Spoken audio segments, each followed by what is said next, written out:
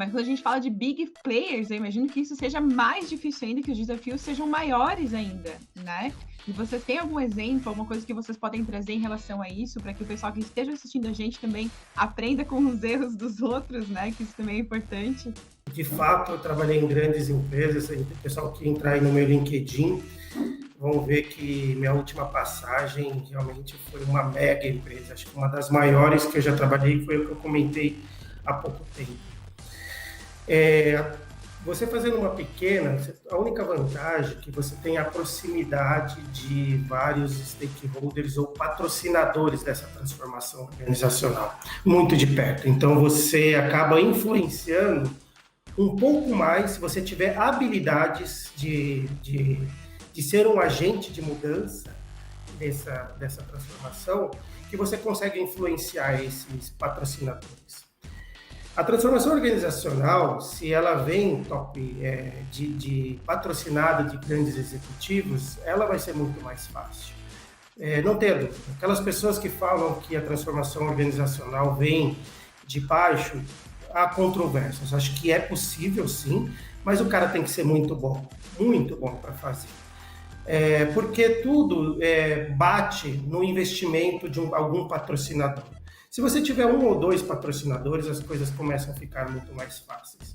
Porque eu falo para você daquele lado comportamental. E toda vez que você traz a transformação, que é sair de um plano A para o plano B, vocês têm um nome chamado zona de conforto.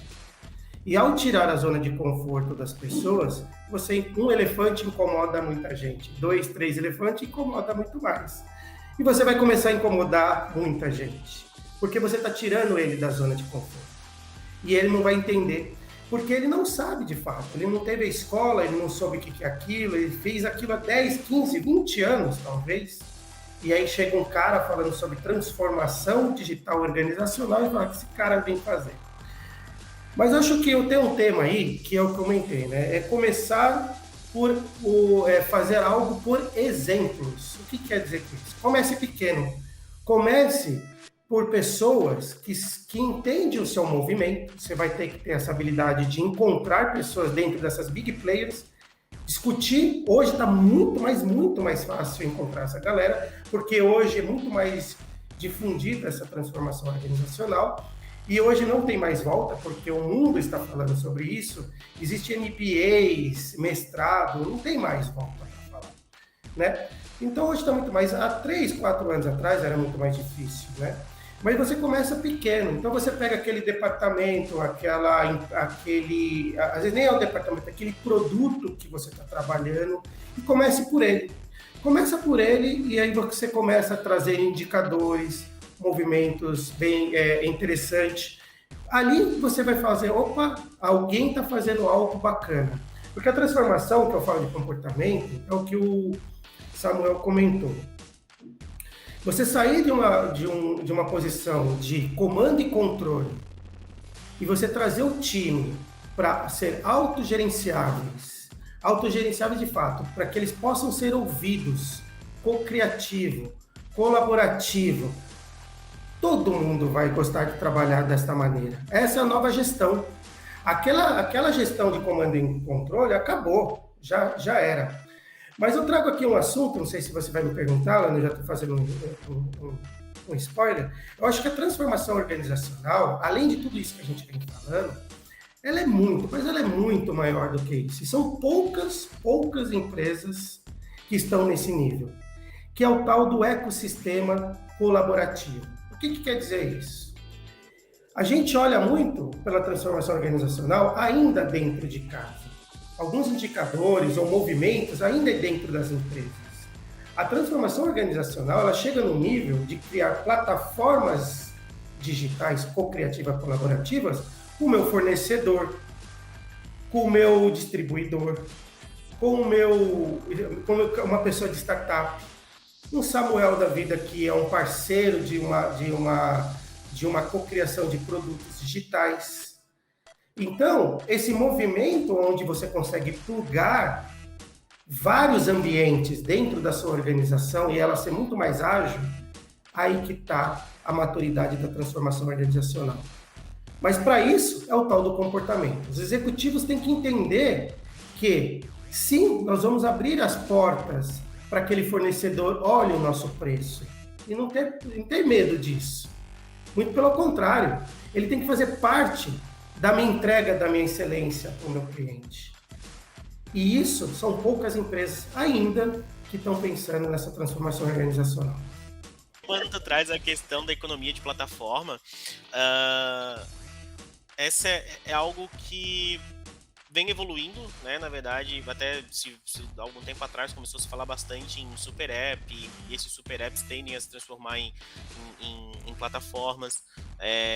A própria Amazon, Google, enfim, criaram as suas plataformas e trazem uma nova economia de fato, né? Também se começa a falar em nova economia e até se entra, eu tô abrindo um parênteses aqui, mas se entra até em nível de ética, né? O quanto de ética e relacionamento entre empresas. Então, o quanto que uma plataforma dessa consegue ou não controlar uma empresa menor que depende da plataforma para sobreviver, por exemplo. Né? Então, entra até em questões muito, como o próprio Rodrigo falou, muito maiores do que simplesmente tecnologia ou isso que a gente vem falando. Mas trazendo de novo para o questionamento da Alana com relação a exemplos de ou alguma exemplo de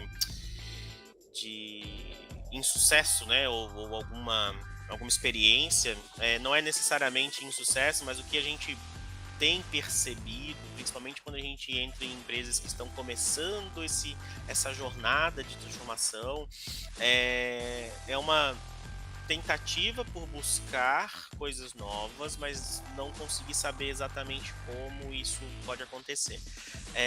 Existem hoje sim muitos ecossistemas de inovação que acabam levando esse conhecimento da inovação aberta, da conexão com startups, conexão com parceiros, e isso leva bastante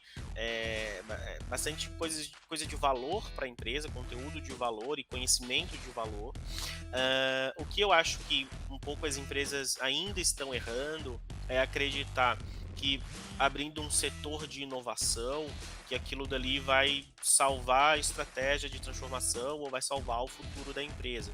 Não pelo setor de inovação em si, mas pela expectativa que se tem em cima do setor de inovação. Porque o setor de inovação, ele não vai fazer a tua empresa ser inovadora ou ela não vai transformar a tua empresa por si só. Ele sempre precisa ser um ponto é um catalisador ou um evangelizador da cultura de inovação, cultura de transformação, e alguém que vai ter essa liberdade por permear a empresa inteira, levando essa mensagem, ajudando as pessoas que se conectarem com esse propósito. Então, o setor de inovação, ele é importante, ele precisa existir, sim, mas ele não é a salvação da lavoura. Ele sozinho não vai fazer nada, porque o setor de inovação sozinho não inova e não transforma nada, né? Então, isso a gente vê muito ainda quando eu tenho um setor de inovação e quero começar a desenvolver estratégias digitais. Só que quando essa estratégia digital bate em algum processo que é estruturado demais ou que é burocrático demais e que não se tem uma autonomia para se fazer alguma mudança, aí é onde a gente vai começar, entre aspas, a brigar, né? Que vai ter aquela fronteira, ok, hoje o nível de maturidade, o nível de transformação chegou até aqui. Agora, daqui para frente, é trazer conhecimento, é trazer pessoas, porque isso vai envolver papéis que possivelmente aquela empresa não tem e não conhece, por isso que a gente fala de RH também, RH estratégico. Então, a empresa precisa começar a conhecer quais os papéis ela precisa ter, quais conhecimentos mínimos ela precisa ter dentro da empresa para conseguir fazer aquilo andar, né? Então, quando é algo que nasce dentro de um setor ou dentro de uma célula em específico, pode sim dar frutos, pode, mas é algo muito mais dolorido, né? Algo muito mais difícil. Então, quando é uma estratégia que vem com o apoio da alta direção, com o que o Rodrigo comentou, né? Do patrocinador colocando a expectativa em cima desse projeto, que se encontram os papéis certos, se traz essa gestão por contexto, a chance de sucesso é muito maior, né? Então, trazendo aqui a ideia de talvez um erro que as empresas cometem aí, essa questão de achar que o setor de inovação vai salvar a empresa.